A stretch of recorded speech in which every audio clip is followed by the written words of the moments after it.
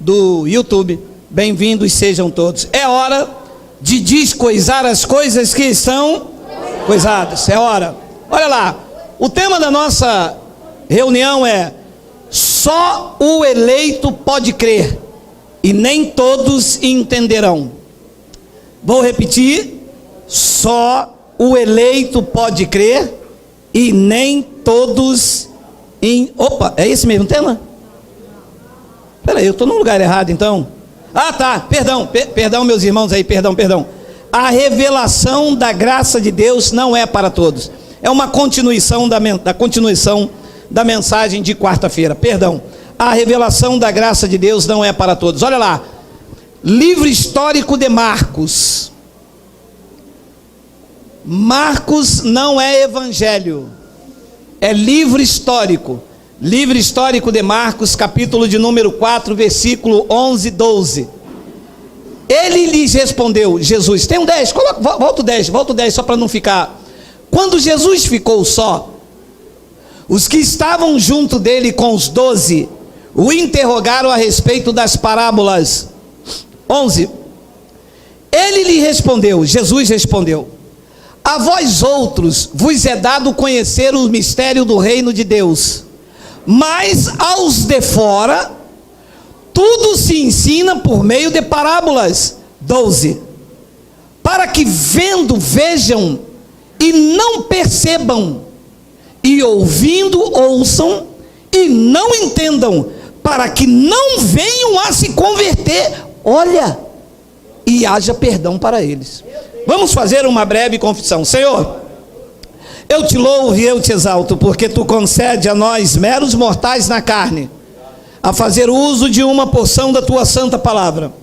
Essa palavra que é viva, ela é eficaz, e ela é mais penetrante do que qualquer espada afiada de 2 gumes.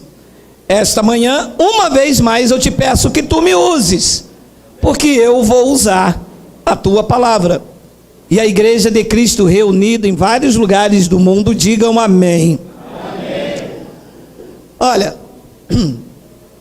a revelação da graça de Deus não é para todos. Para todos os que foram chamados, tem a palavra. Uma coisa é ler a palavra, e outra coisa é ter a revelação da palavra. Haja visto que as pessoas pegam Malaquias 3,10 e leem gafanhoto como demônio. Conhecem, mas não têm a revelação de que gafanhoto ali não tem nada a ver com o diabo e com o demônio. Que gafanhoto ali, devorador ali, é uma espécie de gafanhoto. E por que aceitam o devorador como demônio?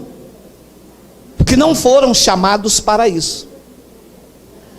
Quem é chamado a um time da sua vida em que o Espírito Santo ilumina os olhos do entendimento, a graça de Deus salta aos olhos e ela vê a palavra como tem que ser vista. E antes mesmo dos olhos serem iluminados, lá dentro do teu interior, antes do Espírito Santo iluminar os teus olhos, há uma inquietação no teu espírito que fica assim: cara, mas alguma coisa não está legal. Cara, não é possível. Eu vou fazer porque eu sou submisso ao pastor, afinal eu sou da igreja, todo mundo faz. Mas o Espírito Santo fica numa inquietude. E o que é que você faz? Você vai lá na internet, porque há 20 anos atrás ninguém tinha internet, não tinha YouTube, e a gente ia comendo daquilo que eles colocavam na nossa boca. É como passarinho na gaiola. Empurrava a sua goela que você tinha que dar, porque senão o devorador ia na sua casa. E para comer o que é meu já basta a minha fome, tu imagina aí no devorador? E a gente vai dando, mas à medida em que a internet nos proporcionou o conhecimento, Hoje você vai lá, busca, você vê quantas pessoas falando que o dízimo não é dinheiro, é alimento, e que não tem devorador como demônio coisa nenhuma. Hoje, você que está conosco aqui, como igreja, se reúne como igreja, você já não fica só no que eu falo, e glória a Deus por isso. Você já pesquisa um outro pregador. E se eu posso indicar algum, tem o Cristiano França, que é um dos excelentes pregadores da graça de Deus. Você já pesquisa o outro ali, você vê aquele lá, aquele tem fermento, e um pouco de fermento leveda toda a massa. Aquele ali fala de Paulo, mas coloca Malaquias. Aquele ali fala de Paulo, mas tem campanha. Aí você, opa, não dá para mim. Tem uma palavra muito bonita, tem um poder de persuasão, tem oratória, que a gente faz técnica disso também. Eles estudam isso, que é para falar bem bonitinho. Eu quando vim estar entre vocês, eu não me preocupei com nada a não ser vos expor o Cristo e esse ressuscitado. Não estou aqui preocupado se eu vou falar bonito, se eu vou falar mormão, não estou preocupado com nada disso. Estou preocupado em abrir a verdade e te mostrar a verdade, e a sabedoria dessa boa leitura Deus já te deu. Então olha que coisa interessante. Como que a revelação da graça de Deus não é para todos? Permita-me, a pessoa pode estar dentro da igreja, da chamada igreja, desculpa Lima, as pessoas podem estar dentro da chamada igreja, ela pode estar fazendo todos os rituais, ela pode ser boazinha, ela não pode xingar um palavrão, ela não pode falar um poxa, ela pode estar lá dentro, mas a revelação da graça de Deus não é para ela. Ela vê templo como paredes. Não teve a revelação da graça ainda para descobrir que o templo somos nós. As pessoas chegam nesse ambiente aqui, elas dobram o joelho aqui, sabe? Ela chega aqui, a primeira coisa que ela faz, ela dobra o joelho. Aí um dia, um abençoado chegou aqui 6h40, ele dobrou o joelho. Eu perguntei, meu irmão, por que é que você dobrou o joelho? Ele disse, porque eu cheguei na casa de papai. Eu disse, abençoado, me desculpa, mas aqui não é a casa de papai. Não, mas me disseram que o senhor não é o do YouTube, aqui não é a casa de papai. Eu disse, não, abençoado, a casa de papai é você. Os teus joelhos espirituais já foram dobrados, a tua língua já confessou que Ele é o Senhor. Se você entra aqui e dobra o joelho, você está reverenciando este lugar. Mas esse lugar não merece nenhuma adoração nem veneração, porque este lugar não é a casa, não é o templo, não é o santuário. O santuário sois vós. E os olhos vão sendo iluminados, porque a revelação é para Ele. Você pode não entender muitas coisas, mas a revelação é para você, porque você já entendeu nessa altura do campeonato que é por graça, não é por lei. Vamos às notas. Quando Jesus ficou só, os que estavam junto dele com os 12 interrogaram a respeito das parábolas. Eles perguntaram a Jesus de Nazaré, por que é que tu falas por parábolas, por enigmas? Por que é que tu falas coisas que as pessoas não entendem? Por quê?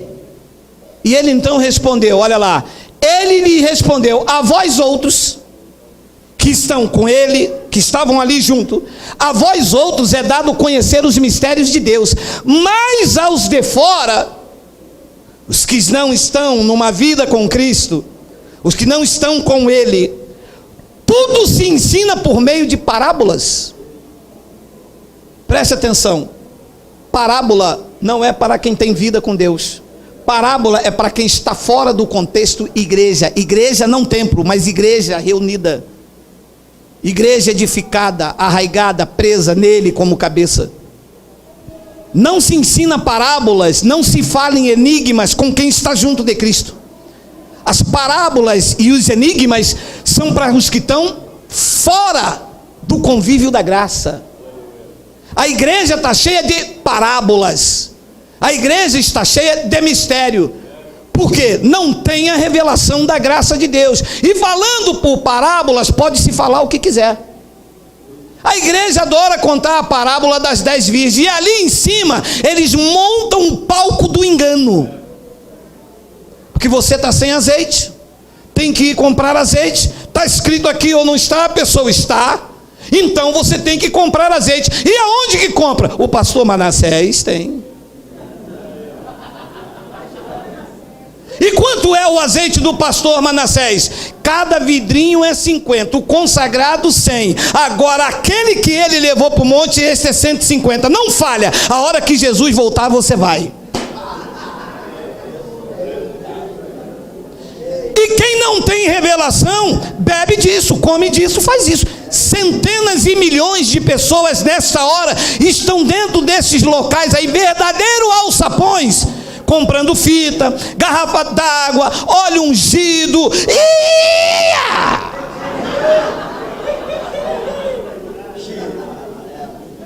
Quando eu grito ia, assim, é uma infinidade de macumbogélio. Ele disse: você sabe por que quando eu falo por parábolas? Porque os que são do reino, os que têm direito à revelação, entendem. Amados, a revelação da graça é para você. Outros não vão entender nem que a vaca tussa. Você lança a palavra. Os eleitos para a revelação, não é para a salvação, porque salvação, os que creem em Jesus já estão aí selados. Mas eu falo da revelação da graça de Deus que salva do engano. É a metanoia, a salvação na mente, que grande parte dos crentes não estão salvos. Salvos na mente, entende? Então, você pode pegar o evangelho, abrir e dar a uma pessoa. Quem for um eleito, você reúne um grupo de 10, lança o evangelho. O eleito vai com aquela palavra, mas perturbando ele debaixo do chuveiro. Não é possível. Isso é do diabo, não pode, não sei o quê. Fulano, mas isso aqui, pode ter certeza. A graça é para essa vida. Fica incomodando lá dentro. Sabe como aconteceu com você, não sabe? E fica mexendo contigo e você não dorme, mas não é possível. Alguns têm bacharelado, aí não aceita, porque fez bacharel em teologia. Pregou a vida inteira que é o Satanás. E agora, para ele descer do palco e falar: não, meu irmão, eu enganei vocês, dízimo era alimento. Eles não têm essa coragem. E vão mantendo o engano atrás de engano. Quem é um eleito? Você lança a palavra, um grupo de 10. Se tiver ali 3 eleitos, ele não pode se manifestar, mas a palavra foi semeada. Você pode esperar. Eles vão te procurar em off. Começa assim: mas isso, e aquilo, mas não pode aquilo. Não é para você brigar, é para você ter a sabedoria do colo, do amor, que ele vai começar a enxergar. Aconteceu com você. E eu imagino alguns que estão aqui, quando descobriram que não dava pão, não dava suco. E nós tínhamos aqui um grupo de irmãos, quando eu disse: olha, a partir de hoje acabou o pão e acabou o suco. Essa pessoa eu não vi nunca mais, porque não eram para receber mesmo. O que prende eles é pão e que suco. Então vem a palavra eu acho uma palavra complicada mesmo. Olha só, versículo 12, olha só: para que vendo, vejam e não percebam. Quem não foi chamado para a revelação da graça de Deus, disse Jesus, vendo, veem e não percebem. Está escrito aqui. Você abre, ela lê, vê e não percebe. Mas é a mesma Bíblia. E alguns dizem assim, mas é a doutrina da tua igreja, não é a doutrina da minha, porque eu não tenho igreja. A igreja é de Cristo e a doutrina é uma só, é a sã doutrina pregada e revelada a Paulo no terceiro céus. É você que não foi chamado para ver os que os meus olhos iluminados conseguem ver hoje, porque eu não estou do lado de fora, eu estou dentro.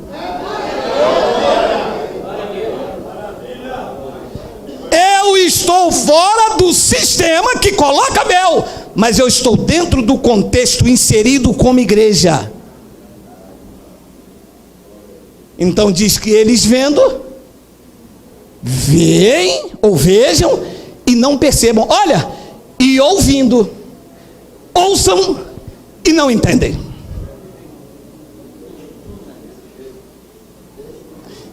E o que me dá um regozijo é que alguns são poliglotas, mas não conseguem ler o que nós lemos.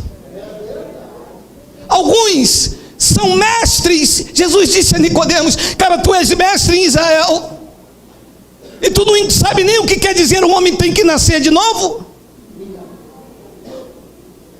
Paulo disse: ele tornou os sábios em loucos, dizendo-se sábio, tornaram-se loucos os que os teus olhos leem hoje, doutores renomados, não conseguem ler, porque estão do lado de fora do contexto da graça. Precisam ser inseridos nesse chamado. Os olhos precisam ser iluminados. O véu tem que ser tirado como foi o teu. Agora você vê que tristeza. Olha só: para que vendo vejam e não percebam, ouvindo ouçam e não entendam. Para quê? Para quê? Para que não venham a converter-se. Porque se ouvir e entender, se converte ao Senhor. Porque Paulo disse que quando o véu lhe é tirado, aí que a pessoa se converte. E para o véu sair, tem que ouvir e entender o que diz os mistérios revelados da graça de Deus. Enquanto não isso acontece, você é um crente da religião, é um crente que precisa pagar o preço, é o crente que precisa comer pão, tomar suco, é o crente que precisa ir ao monte buscar Deus quando Ele está dentro de você. Enquanto isso não se converte, a conversão, a metanoia, a verdadeira conversão na mente não acontece.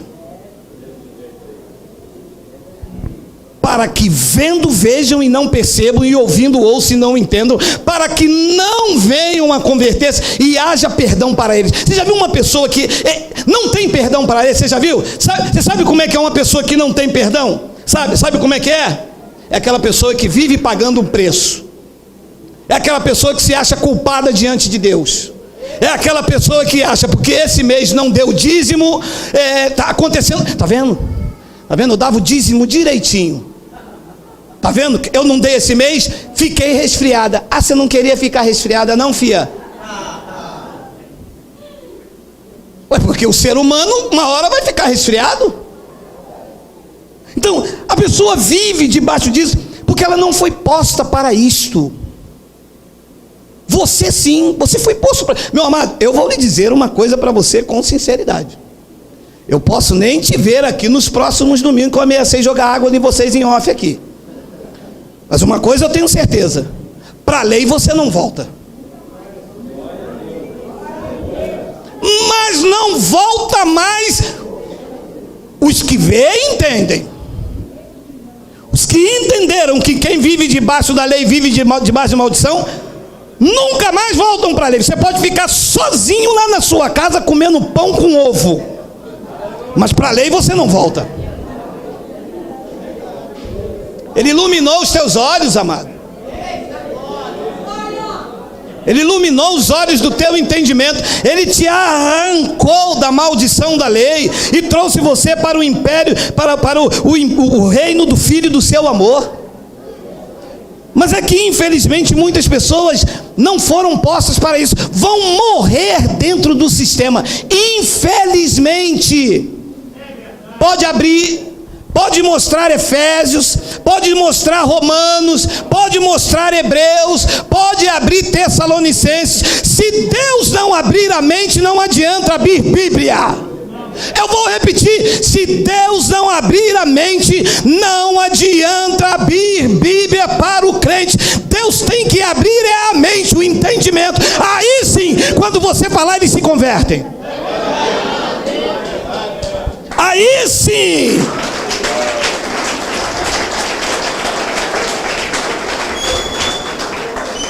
E Paulo em Romanos capítulo 11, no versículo 5, olha lá. Assim, pois, agora, no tempo de hoje, sobrevive um remanescente segundo a eleição da graça.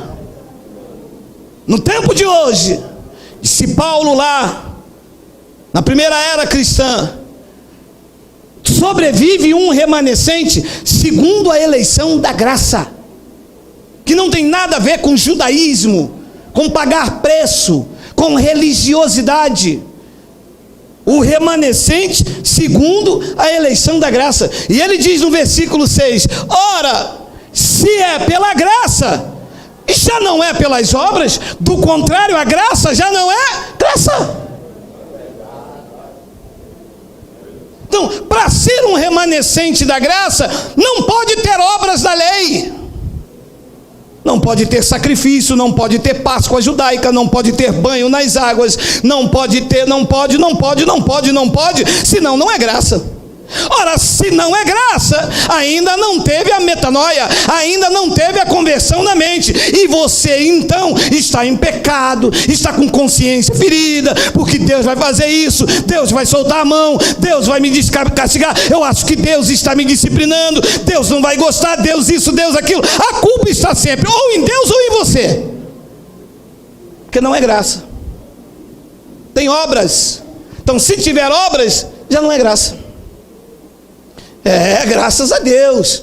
Lá na minha igreja a gente vive graça, nós somos remanescente. Ah, vocês estão graça?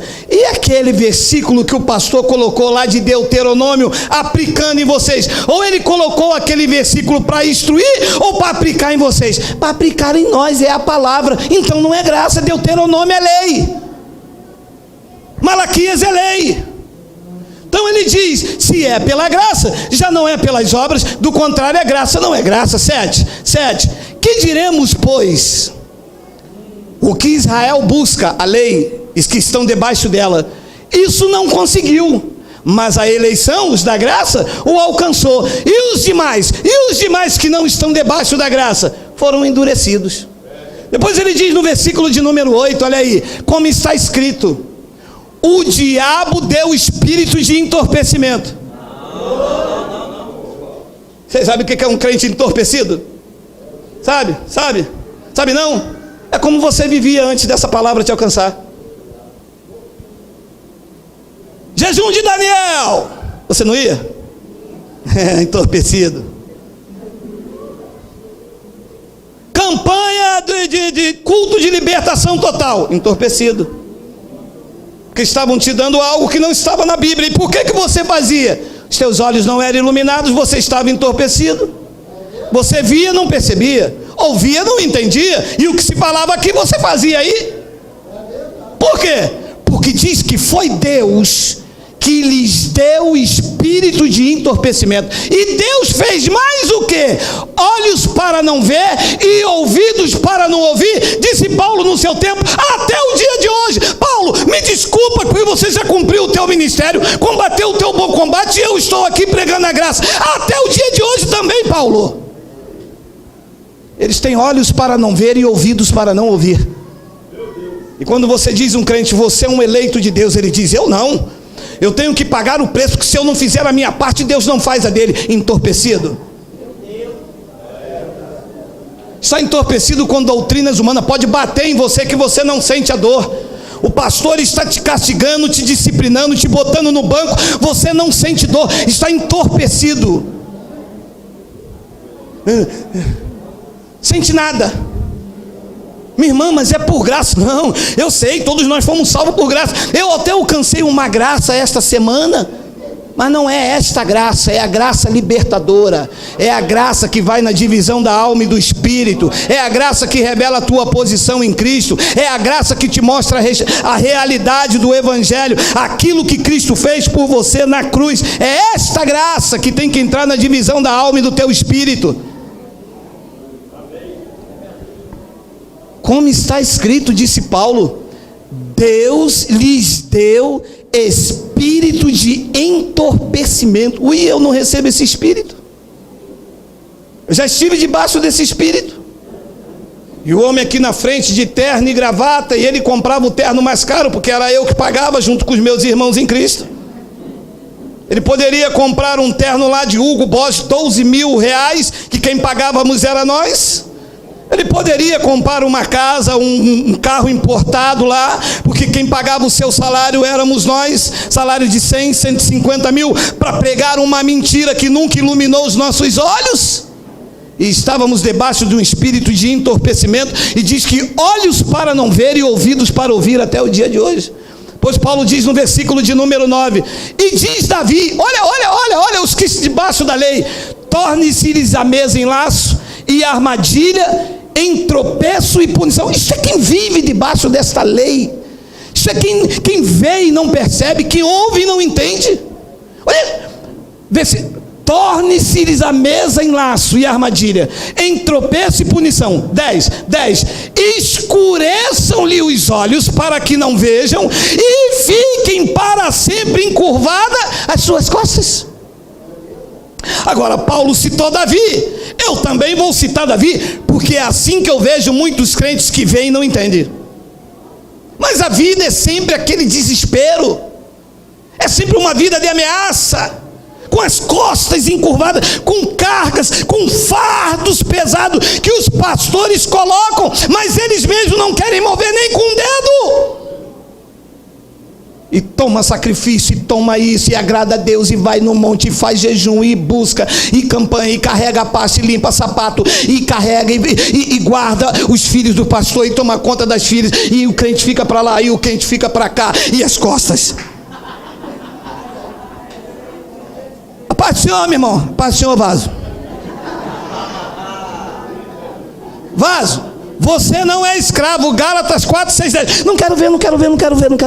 Eu já conheço a palavra, eu já conheço. Prega para outra pessoa, você quer pregar para crente, você quer pregar para crente. Quando você vai mostrar o crente o evangelho, ele diz, eu não quero ver, eu já conheço a palavra. O negócio é pregar Jesus. Ah, entendi, você não nasceu para a revelação da graça de Deus, e seu negócio são olhos escurecidos e costas encurvadas. E quando conhecem o poder desta palavra, quando conhecem o efeito regenerador do Espírito Santo, em que os olhos, as escamas saem, e a pessoa se apruma diante o pé, ela descobre quanto tempo ela foi enganada, como eu descobri e você descobriu. Nunca nos pregaram o evangelho, nos pregaram palavra. É como eu te convidar para ir ao cinema ver o filme do Super-Homem, e quando chegar lá está passando o filme do Homem de Ferro. Aí você, mas nós viemos ver o Super-Homem, e eu venho então aqui com a manobra, encurvando as suas costas, e disse, meu irmão, mas o Super-Homem também não é o Homem de Ferro? O Super-Homem pegou uma criptonita, eu estou te mostrando o filme do Homem de Ferro. Não, mas eu não vim ver o Homem de Ferro, eu vim ver o Super-Homem. Não, mas o Super-Homem também é um Homem de Ferro. Fica com isso. E a manobra, 1 ano, 2, 3, 4. Quando você vê 20 anos, e o resultado que nós escolhemos? Nada. Dores, tristezas, mágoas, depressão. E quando você olha aqui para cima, eles se enriqueceram, tornaram-se poderosos, construíram e edificaram palácios para prender homens. E o evangelho está vindo agora pelos meus lábios, pelo seu também, porque tu serás usado para libertar essa gente, colocá-las de pé diante da presença de Deus.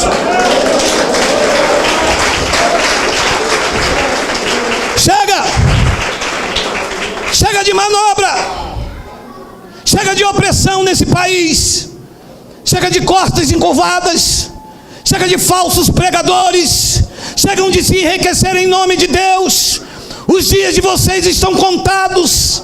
Vocês manipularam, vocês enganaram, vocês enriqueceram, vocês feriram vidas, vocês destruíram casamento. A religião acabou com a felicidade, mas está na hora da boca de vocês serem silenciadas, porque o poder do Espírito Santo saltará em vidas, libertando, transformando, edificando, colocando de pé. Aqui nesta manhã já está um grupo de pessoas ousadas para dizer que a graça do Senhor nos basta.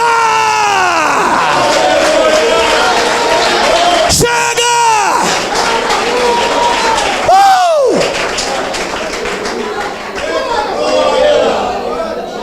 Chega de cortes curvadas. Chega de entrar para dentro do quarto e falar: Senhor, eu sou um miserável. Ei, na autoridade do nome de Jesus, nunca mais diga isto. Tu és um eleito de Deus, és um escolhido.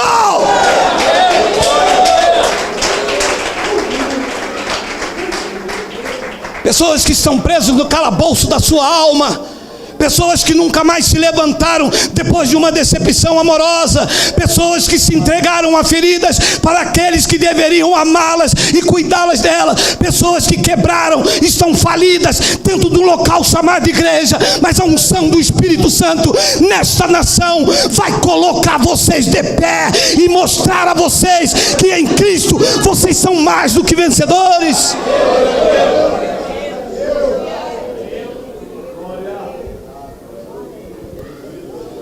E escureçam-lhe os olhos.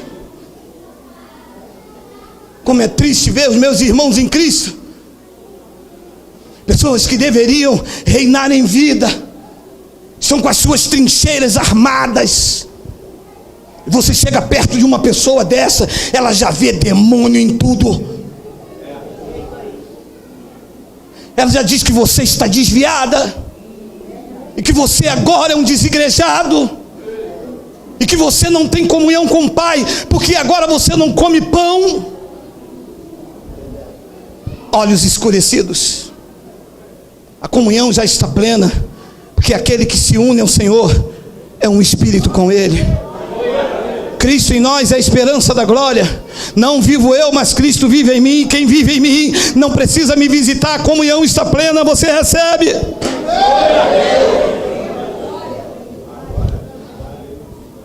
E diz Paulo no versículo de número 11: pergunto, pois, porventura, eles tropeçaram para que caíssem? De modo nenhum, mas pela sua transgressão veio a salvação dos gentios, para pô-los em ciúmes.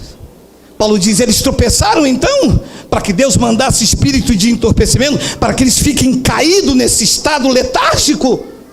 Não, mas isso aconteceu para que por causa da transgressão deles viesse a salvação dos gentios, para pô-los em ciúme. O sistema está aí em pânico, porque os cofres estão ficando vazios, e quando eles olham para vocês, ele vê vocês agora não com costas encurvadas, mas vê vocês, como diz o Evangelho, abençoados com todas as sortes de bênção. Hoje você entende, porque os seus olhos foram iluminados. São pessoas que, como não foram chamados para esta revelação, estão alheios à vida com Deus. Olha o que Paulo disse em Efésios capítulo 4, versículo de número 17. Já estamos terminando. Nem sei o que é hoje, meu amado. Isto, portanto, digo, e no Senhor testifico, que não mais andeis como também os gentios, os que não se converteram ao Evangelho, na vaidade dos seus próprios pensamentos. Na vaidade dos seus próprios pensamentos. Não, eu acho que tem que ser assim, porque eu acho que isso aqui não está certo, porque Deus jamais iria fazer isso. E um deles, com os olhos escurecidos, com as costas encurvadas, diz: mas Deus não pode escolher um para salvação e outro para perdição. Ah, mas Deus não pode fazer aquilo e fazer aquilo. Deus não pode o quê? Deus pode fazer o que Ele quiser. Ou não tem poder o olheiro sobre o barro para da mesma massa fazer um para desonra e outro para desonra? Tem ou não tem? Aqui tem. Não tem na igreja do homem, onde a glória dele é dividida. Não tem aonde os pastores são quase Deus. Tem alguns lugares, em determinados lugares, que os pastores não são quase Deus. Eles têm certeza que eles são o próprio Deus. Aqui não.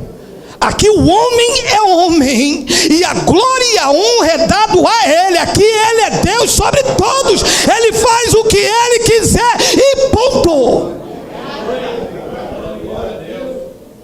Não pode fazer. Pode, o que ele quiser.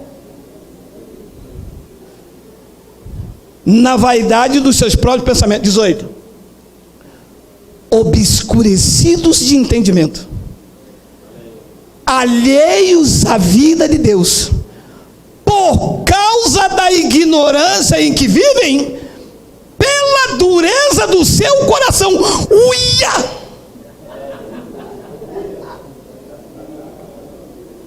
Mas era assim que eu vivia? O quê? Sou pastor, rapaz. Se Deus não me revelou, não revelou a ninguém.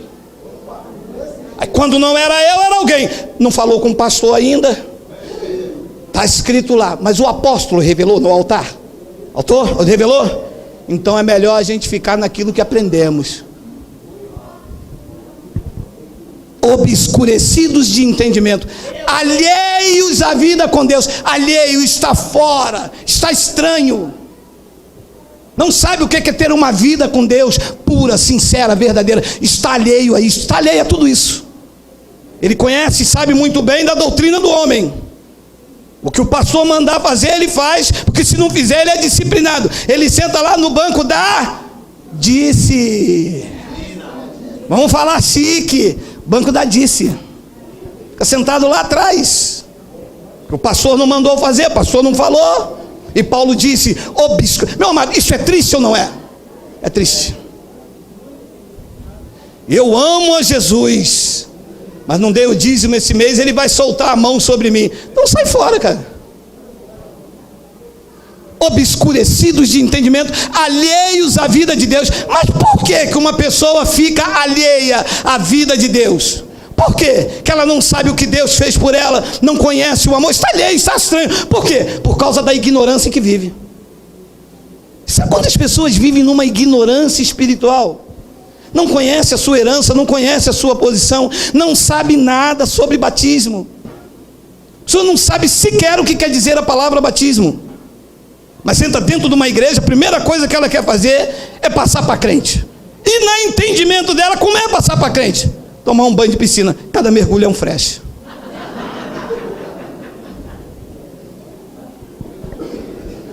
E no versículo 19, Paulo diz uma expressão: os quais, tendo se tornado insensíveis, se entregaram à dissolução, para com avidez cometerem toda sorte de impureza. 20, mas não foi assim que vocês aprenderam com Cristo. O que se prega aí fora, se aprendeu com quem? Se não tem na palavra. Se aprendeu com quem? Com o homem. E nós vamos seguindo por quê? Por quê? Por quê? Por quê? Por causa da ignorância em que vivemos. Fui lá que eu fui liberto, sem ignorância. Que ninguém é liberto lá, é liberto aqui. Porque fui lá que eu fui batizado, mas ninguém foi batizado lá. Diz a revelação da graça de Deus que não é para todos, que nós fomos batizados na morte, lá na cruz. Lá que nós fomos batizados. E a pessoa vai aceitando isto. Mas Paulo diz, mas não foi assim que vocês aprenderam a Cristo. E no versículo 21 ele completa, se é que de fato vocês têm de ouvido. E como ouvir, se a revelação não é para todos? Porque quando ouve não entende, quando lê não percebe. Paulo diz, se é que de fato vocês têm ouvido, porque quem ouve não fica mais de história de carochinha, de engano, não fica mesmo. Se é que de fato tem de ouvidos, e nele foste instruído, segundo é a verdade em Jesus.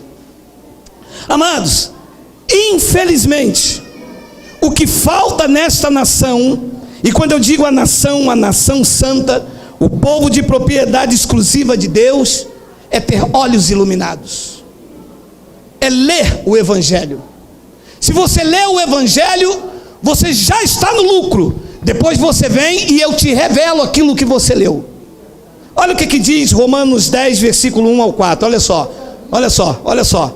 Irmãos, a boa vontade de meu coração e minha súplica a Deus a favor deles são para que sejam salvos. Presta atenção, porque aqui é a sabedoria, quem lê entenda. Então esta salvação aqui não é salvação para a vida eterna, porque essa não pode ser produzida pela súplica de Paulo. É a salvação da mente. Ninguém pode suplicar a Deus para que você seja salvo, A salvação não é por súplica, a salvação é por graça. Então esta salvação em que Paulo esperava era a salvação da mente, da ignorância em que as pessoas vivem. Irmãos, a boa vontade do meu coração e minha súplica a Deus a favor deles, está falando a respeito dos de Israel, são para que sejam salvos. 2, porque lhes dou testemunho de que eles têm zelo por Deus, porém não com... Então essa era a salvação que Paulo queria para eles. Salvar a mente da ignorância. Você imagina uma pessoa achar que se amarrar uma fita aqui, Deus vai abrir uma porta para ela? Você imagina uma pessoa pegar um copo d'água e diz que aqui dentro tem elemento. Não sabem por causa da ignorância. Tem mesmo, H2O. Tem ou não tem? Esse é o elemento.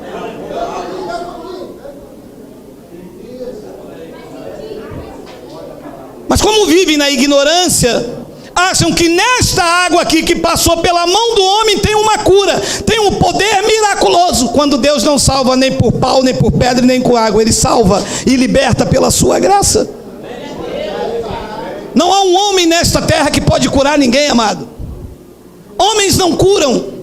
Homens precisam de ser curados, principalmente os que pregam legalismo, que enganam as pessoas. Quem cura? E quem já curou é Cristo. Eles têm zelo por Deus, porém não têm com entendimento. 3, porquanto desconhecendo a justiça de Deus e procurando estabelecer a sua própria, eles não se sujeitam a que vem de Deus.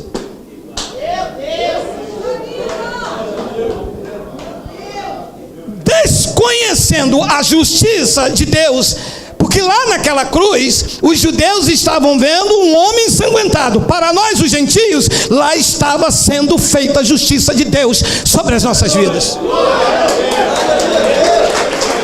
E eles, desconhecendo o que estava acontecendo naquela cruz, ele estabeleceu a sua própria justiça.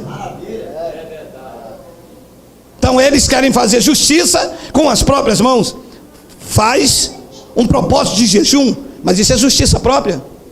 Porque Deus não vai me justificar se eu ficar com fome. Deus já me justificou naquela cruz, eu já fui justificado por ele, inocentado. O tribunal romano o acusou de blasfêmia, e o sangue derramado me justificou pela graça.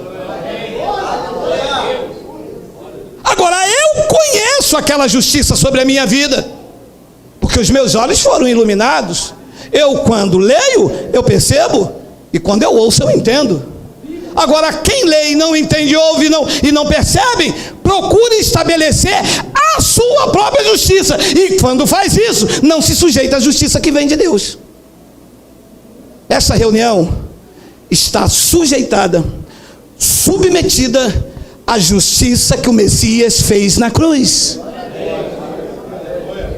Não temos justiça própria.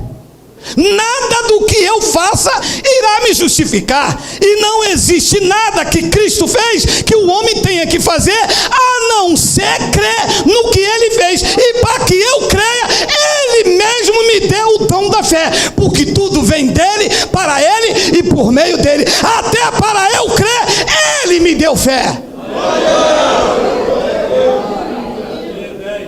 Tudo pertence a ele, tudo por meio dele. Eu tenho fé. Esta fé não é tua, é dom de Deus. Se você tem fé para crer, foi ele que colocou. Até para dizer que Cristo é o Senhor, Paulo pregou e disse: ninguém pode dizer que Cristo é o Senhor se não for pelo Espírito Santo. Até para dizer eu creio, o Espírito Santo entrou em você e disse eu creio. Não é com produção humana, é pelo Espírito da graça. Porquanto eles desconhecem a justiça de Deus e, procurando estabelecer a sua própria justiça, não se sujeitaram a que vem de Deus. 4. Tem 4? Tem. Por quê? O fim da lei é Cristo. Não é a continuação da lei, é o fim da lei. É o fim ou é a continuação? Mas quem desconhece isso guarda o sábado. Mas é para guardar ou para pôr fim? Para pôr fim. E quem desconhece isso faz Páscoa judaica na igreja e chama de ceia. Alô? Sei que amanhã vocês me perseguem, mas eu não tenho medo de vocês. Eu já disse e repito centenas de vezes, eu não aguento viver nesse local. A minha verdadeira cidade é a celestial. Estou doido para voltar para casa. Pode me bater, pode fazer o que vocês quiserem, mas uma coisa eu vou dizer: o que vocês fazem na igreja não é ceia e nem é Páscoa, porque a Páscoa não tem esses elementos de pão-puma, de quiçuco, não tem. A verdadeira Páscoa judaica não tem nada disso, gente. Não tem. Onde está o cordeiro? Não tem. Onde estão as ervas amargas? Não tem. O que vocês oferecem não é ceia nem a Páscoa. Chama-se macumbogélio, pão com suco.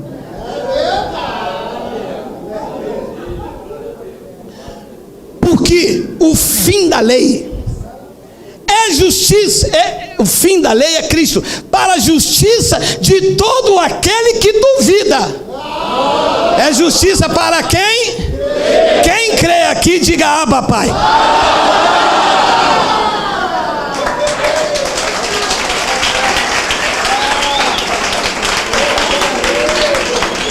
Estou achando que vocês têm medo de eu tacar microfone. Não é para quem duvida, é para quem lê e entende. E você só pode crer se você lê e entender. Você só pode crer se ouvir, ler e perceber, ouvir e entender. Mas vocês foram chamados para a graça, vocês sabem que o fim da lei não é a continuação da lei. Mas João Batista batizou, então eu vou dar continuação ao que João Batista fez?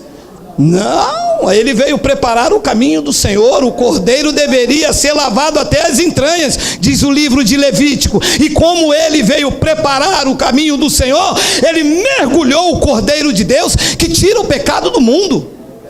Ele atravessou aquela tarde ensolarada. João Batista, quando olhou para ele, ninguém nunca tinha visto aquele homem.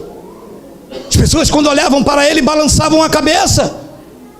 Era um homem aflito de dores, nele não havia beleza nenhum. E João Batista, como veio preparar o caminho para ele, quando olhou ele cruzando o horizonte, a sua sombra rasgou o rio Jordão. João disse: eis o Cordeiro de Deus que tira o pecado do mundo. Mas aquele era o Cordeiro de Deus, sem mácula, sem ruga. O seu sangue era puro carmesim, e que foi derramado por nós, para que hoje, justificados por graça, não vamos dar sequência à lei. A lei acabou?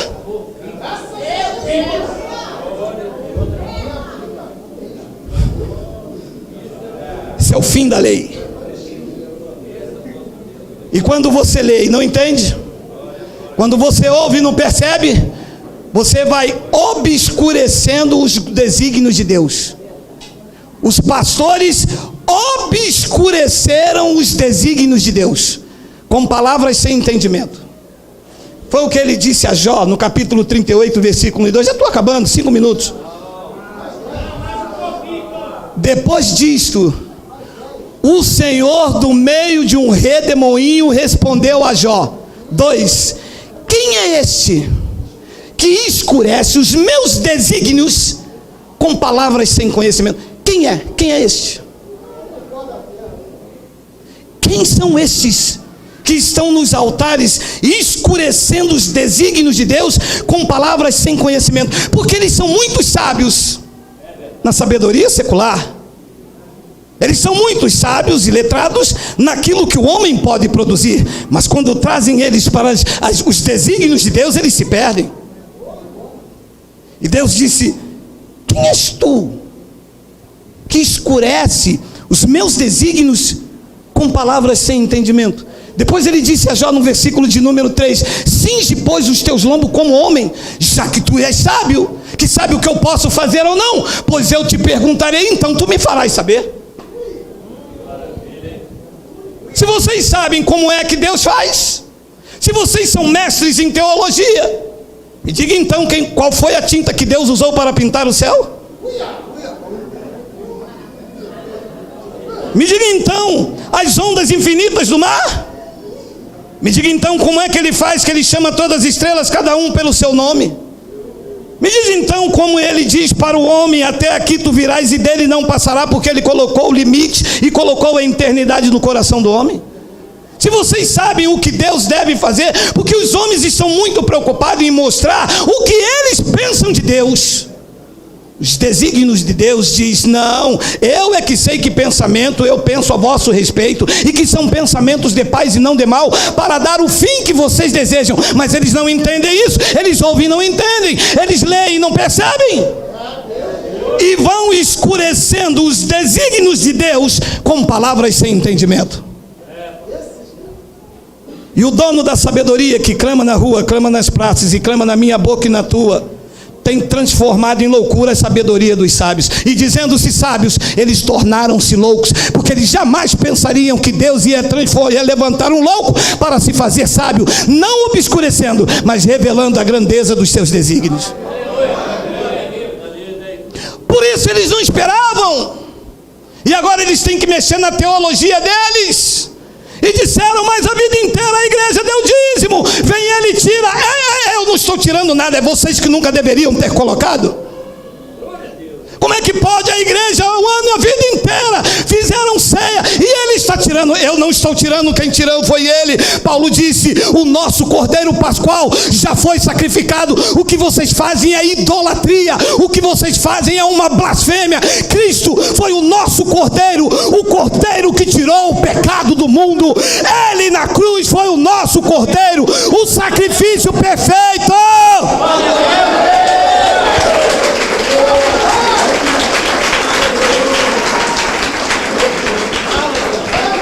Digita aí Eclesiastes 11:5. Já estou terminando, segura só um pouquinho. Só um pouquinho. Eclesiastes 11, versículo 5. Tem aí? Assim, disse o sábio: como tu não sabes qual o caminho do vento, e nem como se formam os ossos no ventre da madre, assim também tu não sabes as obras de Deus, que faz todas as coisas. Ele é sábio, ele não perde tempo, ele conhece o fim da história, ele conhece os que são seus. A genuína igreja da graça não perde tempo com quem não aceita a revelação. Não adianta mimimi, não adianta coçar. É Cristo, é o poder e a unção do Espírito Santo. É vida espiritual de comunhão com o Espírito Santo. Pode levantar, pode fazer o que quiser, que quem Deus levantou para colocar de pé, exército inteiro não derruba. Deus está na frente, Deus está no controle.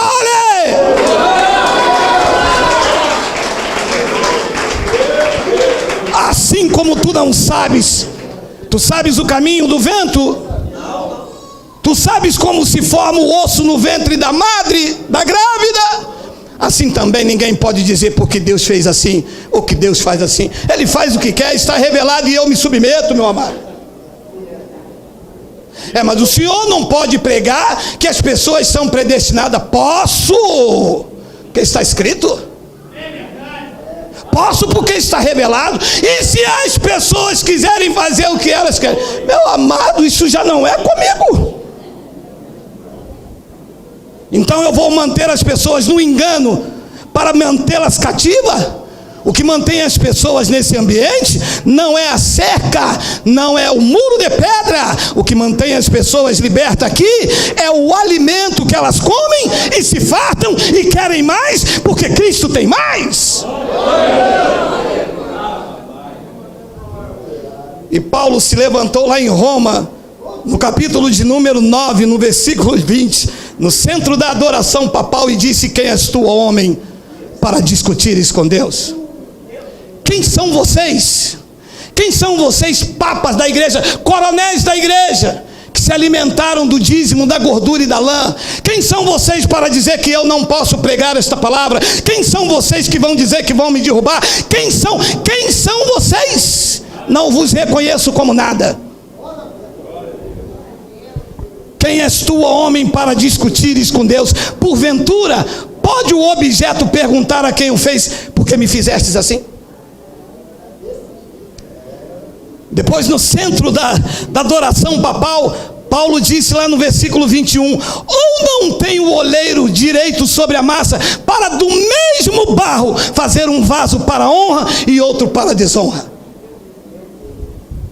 Sabe onde nós estávamos? Misturado lá, vaso de honra com desonra. Sabe o que Cristo fez? Pegou a sua igreja, a igreja dele, e tirou os vasos de honra e reuniu todos eles para exaltar o cabeça.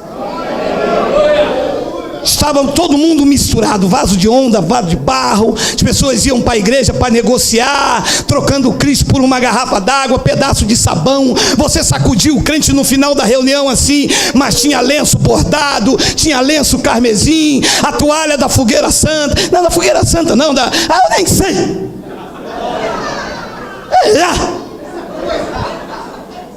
É tanta coisa.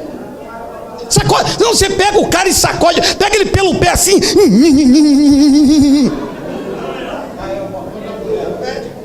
e cai pé de coelho, cai a perna do saci do sítio do Pica-Pau, cai tudo.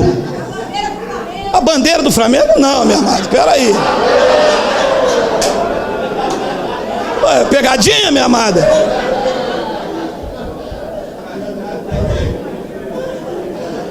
Ou não tem o oleiro sobre a massa para do mesmo barro fazer um vaso para a honra e outro para a desonra?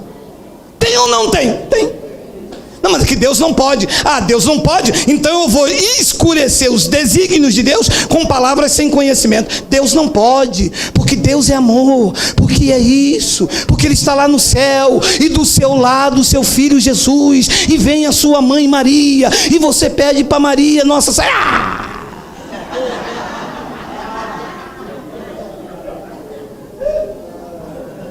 Ou não tem o oleiro? Oi!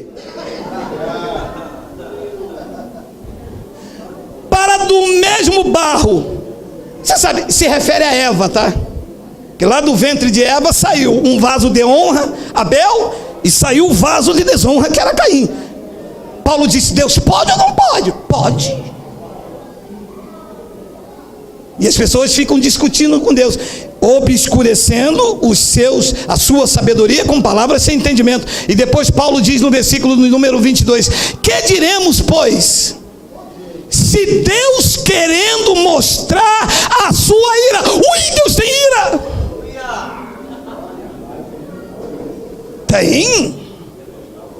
Tem. Diz a palavra que Deus tem ira.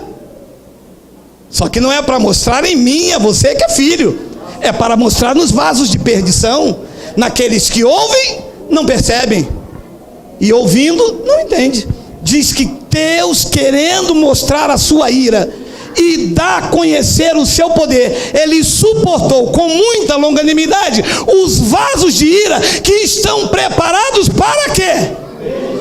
Pode ou não pode? Pode, e fez, e preparou, e estão por aí, que não vão conhecer a revelação nunca.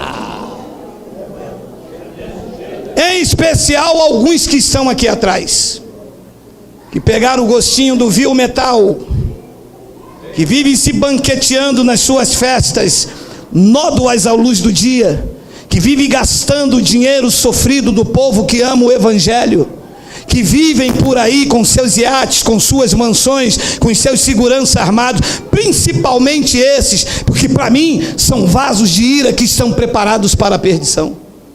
Depois Paulo diz no versículo de número 23, a fim de que também desse a conhecer as riquezas da sua glória em vasos de misericórdia, que para a glória preparou de antemão. 24, os quais somos nós.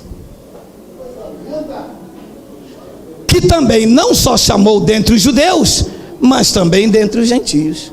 Então nós somos os vasos de misericórdia. Quando nós ouvimos a verdadeira pregação do Evangelho, retirai-vos dela, povo meu. Alguns ainda lutam ainda, né? Pô, mas é porque o meu pastor lá é muito legal e tal, mas sabe como é que é? Eu vou sair de lá, mas o coração já não está mais lá, porque ele é vaso de misericórdia. Ele foi feito para ouvir a sã doutrina, ele foi feito para se alimentar de um alimento sólido. Ele descobre que o que ele viveu a vida inteira foi um engano, foi uma fraude, viveu em falsa esperança, não toma lá da cá, na barganha em nome de Cristo. Ele viveu debaixo dessa religiosidade, e quando a palavra chegou, ele e como não é para todos, né? Nem todos vão ouvir. Aí ele diz assim: ué, então só vocês que vivem a verdade? Então só vocês que estão certos. Não é assim? Então só vocês. O pessoal está pregando a palavra aí há 200 anos. E os grandes homens de Deus que pregaram a verdade? Os grandes homens de Deus que pregaram a verdade e deixaram o patrimônio para os seus filhos aí. Quase 40 milhões de reais. Está um palco de disputa aí de dinheiro sofrido do povo. Os homens que pregaram a verdade, procuram eles amanhã, segunda-feira, estão nas suas mansões na Barra da Tijuca, em restaurante caríssimos, almoçando com os dízimos dos irmãos. Os grandes homens que pregaram o Evangelho estão aí disciplinando, expondo o nome, fazendo vergonha, achincalhando, metendo sarrafo dentro da igreja, pregação sobre diabo, sobre demônio, sobre pombagira, sobre Exu. Yeah!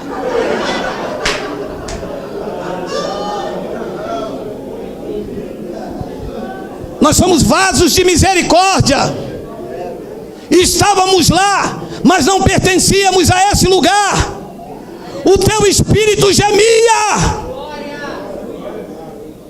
Você clamava pela verdade. Você estava lá dizendo: não é possível. Alguns ficaram idolatrando o homem, meu apóstolo. Meu irmão, se eu pegar você me chamando de meu apóstolo, meu bispo, meu pastor, cara, mas eu estou falando sério para você, eu não vou dar em você, gente, não é possível. Numa idolatria, nessa coisa que rouba a glória de Deus. Nós somos vasos de misericórdia. Se você entende isto, os teus olhos foram iluminados, e você é um privilegiado por hoje conhecer o verdadeiro Evangelho da graça de Deus. Que o mérito não é de homem, que a glória não é de Geraldo, nem de Pedro, nem de Paulo, nem de Barnabé. A glória é de Cristo, que iluminou os olhos do teu entendimento e te tirou deste calabouço do engano. Paulo, quando descobriu isso, ele exclamou, olha só, Romanos 11:33, mais 2 versículos só, Romanos 11:33, ó profundidade da riqueza, tanto da sabedoria como do conhecimento de Deus, quão insondáveis são os seus juízos, e quão inescrutáveis os seus caminhos. 34, quem, pois, conheceu a mente do Senhor? Quem foi o seu conselheiro? E agora vem a palavra que mata a pau o cão guloso. 35. Ou quem primeiro deu a ele para que lhe venha a ser restituído? Pode parar.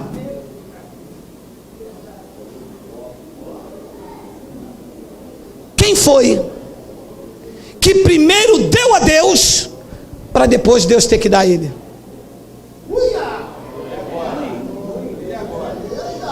E eles obscurecem o conhecimento de Deus, dizendo: primeiro você dá a Deus, e depois então Deus lhe dá. Primeiro você dá o teu dízimo, que se você não der, Deus não pode fazer. Primeiro você honra a Deus, e depois Deus vai te honrar.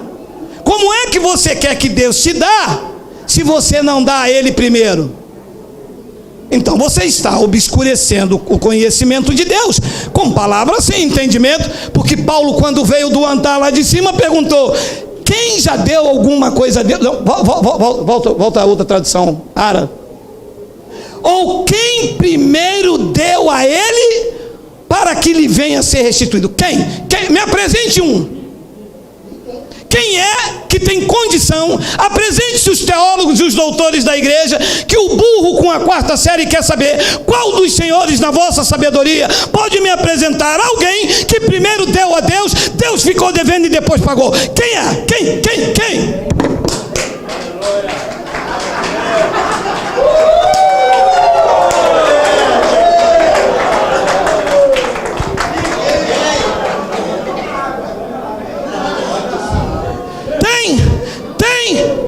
Então não me venha com churumela.